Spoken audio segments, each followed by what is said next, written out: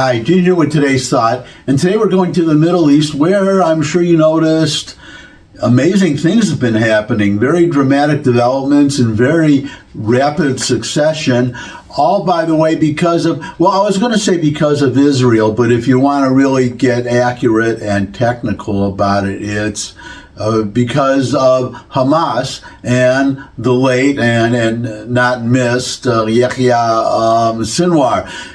He launched Hamas's attack on Israel, the October 7th attack, the massacre, with the intention of triggering a war that would annihilate Israel. The idea was that he would start this war and then other countries would come to his aid, that Hezbollah would come to his aid, and then Iran and all of these surrounding countries. And it had, as we all know, the opposite effect. Hamas is just about destroyed. Hezbollah is not destroyed, but they signed, agreed to a ceasefire that put them above the Litani River, which is about 18 to 20 miles north of Israel, in other words, out of rocket range. And right now, Israel, well, Israel has 60 days to leave, so the 60 days are not up yet, so they are still in Lebanon, and they're still confiscating weapons. And then the latest developments, which is what we're going to be talking about today, Syria. Bashar al-Assad is gone, and the reason he's gone is because, well, we have to give some credit, I guess, to the United States and the European Union and Ukraine, of course. The idea that the Ukraine war is using so much of Russia's resources, and Hezbollah has been decimated, has been so drastically reduced that neither were able to come to Assad's aid when the rebels started to move. They saw an opportunity, they took it, and within a week, without the outside help, lo and behold, no more Assad. Assad is in Moscow, and there is new leadership in new government in Syria, and that's what I want to talk about today, because there's something very interesting happening. Hopefully, very, very good things happening, but it remains to be seen, as I will explain.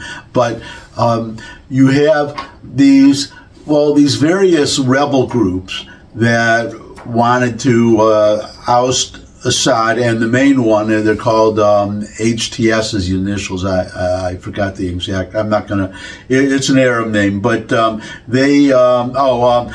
Tahrir al-Sham. Okay, HTS, and they are the main group, and the leader is Abu Muhammad al-Julani, and he is he was a jihadist, a terrorist. He may still be. That's what remains to be seen. But he has been acting very responsibly.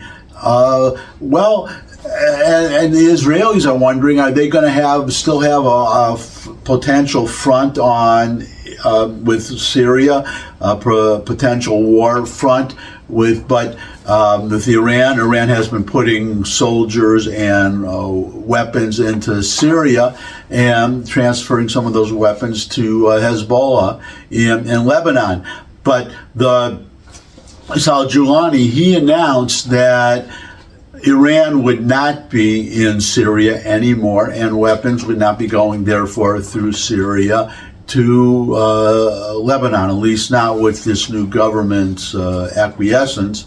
I don't know how Iran does it without their acquiescence. So that's one positive development. But the one that really surprised me, and that makes me at least hopeful, is, well, let's go right to the headline, and I'll give you some quotes. "We want peace. New Damascus government says Syria wants better relations with Israel. Our problem is not with Israel," Mahar Marwan, the new governor of Damascus, told NPR, National Public Radio, on behalf of new Syrian leader Abu Muhammad al-Julani. Following the rapid 11-day takeover of Syria, the leaders of al-Qaeda affiliated Hayat Tahrir al-Sham, HTS, are looking to consolidate their international legitimacy as the new Syria. Marwan added that the new Syrian administration doesn't want to meddle in anything that will threaten Israel's security or any other country's security. We want peace, and we do not want to be an opponent to Israel or an opponent to anyone, Marwan concluded.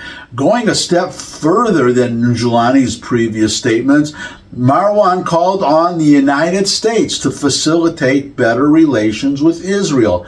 A U.S. official told NPR that the U.S. relayed HTS's message to Israel.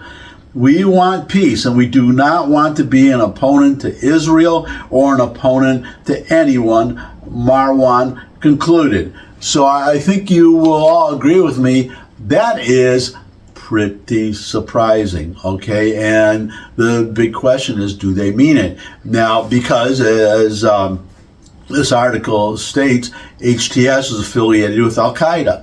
And Al-Qaeda, well, 9/11, we all know what Al-Qaeda is and what they did and what they were trying to do in Syria. So they, trying to do it, maybe they did it because HTS, they're the main rebel group that now is governing Syria, and they're affiliated with Al-Qaeda. On the other hand, we have these very optimistic and peaceful feelers going out, and it could be, there are two.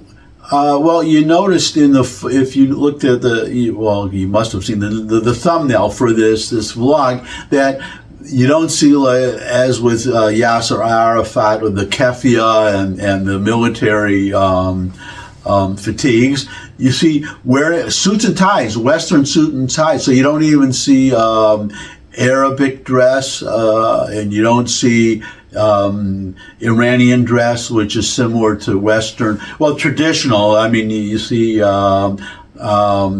Khamenei, you see the mullahs, they have religious traditional garb. Then the diplomats, they wear suits, but they don't wear ties, you may have noticed. But here you have suit and tie, very Western, and acting very responsibly. Now, as I said, do they mean it? Now, there are two contesting factors that can make us wonder whether they mean it or not. Obviously, as the phrase goes, the saying goes, time will tell. But you have I'll go, there's good news and bad news. So we'll start with the bad first, which is it's in the Quran. It's called taqiyya, okay, taqiyya, and it's basically deception and lying. In other words, to promises, treaties, agreements made with infidels, non-Muslims, are not binding. Muslims can agree with that, to agree to anything and say anything when they are in a weakened position relative to their opponents or what they want to accomplish.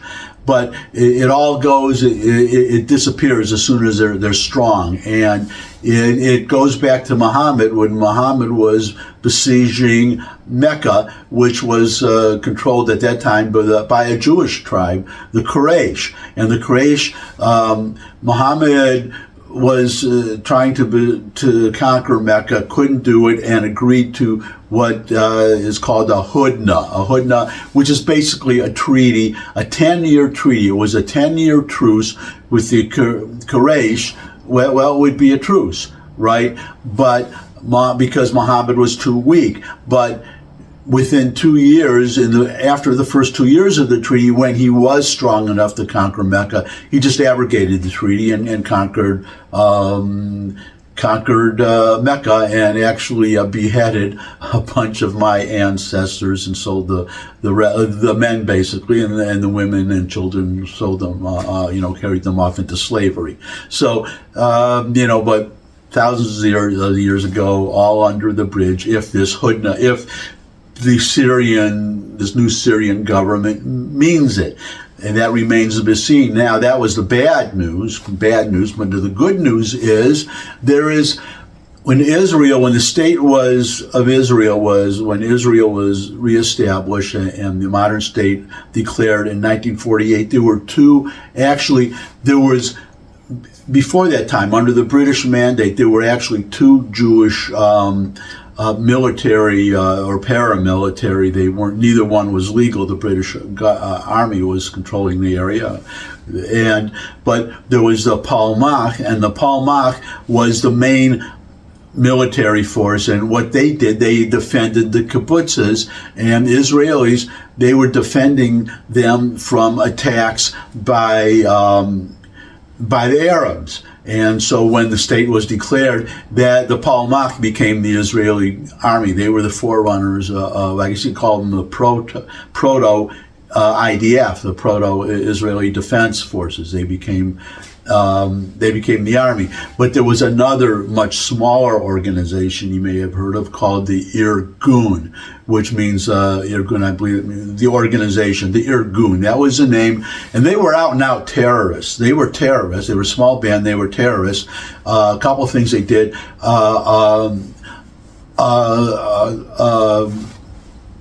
Jew, Palestinian Jew. They were all, that's the other thing, they were Palestinians and Israelis, were Palestinians and Jews under the mandate until Israel declared itself independent.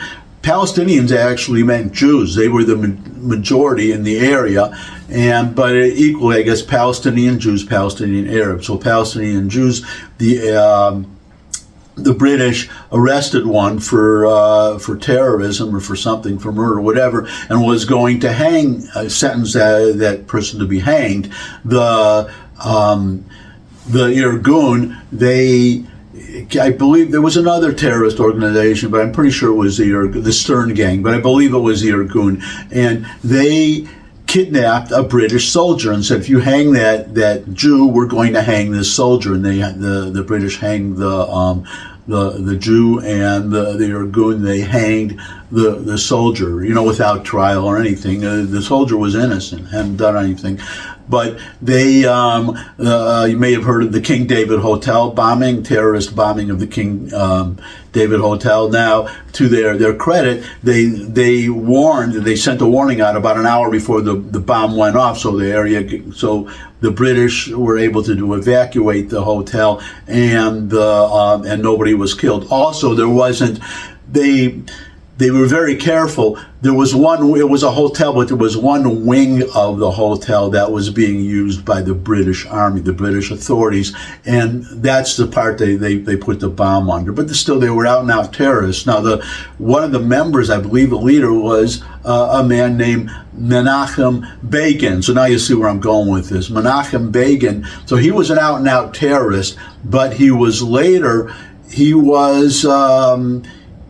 a prime minister of Israel. He was elected prime minister of Israel, and he was the prime minister who made peace with Egypt, signed the peace treaty with Egypt, with Anwar Sadat. So he was a terrorist who became a statesman. So that is hopefully good news about this al-Julani,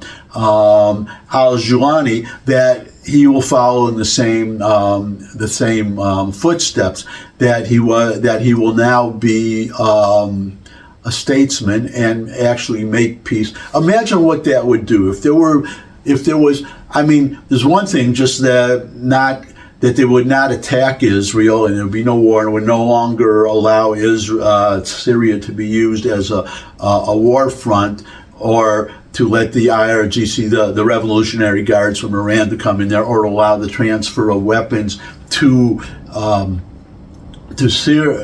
Lebanon. So that would be really good. But if they made an actual peace with Israel, imagine. Even if it's in Tel Aviv, I mean, it would be even better if it were in Lebanon. But imagine, in Jerusalem. But imagine full diplomatic relations between Syria and Israel. That would just be wonderful, and economic cooperation. And then you have, if you don't know, there's a sect, a minor Muslim sect. They're called the Druze. Okay, it rhymes with Jews, but they're Arabs. The Druze, and they actually are on they're on the border. The Syria-Israeli border. So some of them live in Israel, and they're Israeli citizens, and some of them are Syrians living in Syria. And actually, there are 6 Druze villages in Syria. On the Syrian side, their municipal councils, they just voted to petition Israel to annex that part of Syria and absorb it into Israel, then so they could be Israeli citizens. But if you have an Israeli-Syrian peace that is a real peace, that might not be necessary, but then you would have, for the Druze especially, so free passage across the border, and they could all be together and all could be visiting, working together, because some of them do have relatives on one side, or they are on one side and they have relative on the other side. So there you go, hopeful signs, but it is such an early stage, because as I said, they're on the negative side. Takia, they could just be saying that is the Syrians. They just the new government, they just took over, and Israel's been destroyed about, I think, 80%, most of Assad's weapons, and especially their chemical weapons, so they can't fall into the wrong hands and be used against Israel. So it's always possible that the government is making nice, of Syria making nice, until they can build their strength. And then when they build their strength, then they will attack Israel. So remains to be seen. But on the other hand, if Menachem Begin can change his spots, maybe this al-Julani can change his spots, or maybe already has.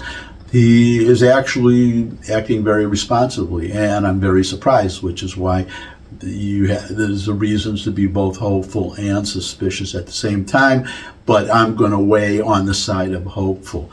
And that's it. And speaking of hopeful, I'm very hopeful that somebody that you will, those of you who haven't, will subscribe to this channel. But, and your comments, always welcome in the comment section below the video. I would love to see that. But most of all, come back and share this video with anyone you think would benefit from it. But most of all, come back and see me again. I would love to see all of you again. And until I do see all of you again, bye. Oh, by the way, and of course, you're seeing this on the day before New Year's Eve. So I'll try to do a Happy New Year video or something, but in case I don't, I hope everybody has a very happy New Year. And that's it for today. Bye.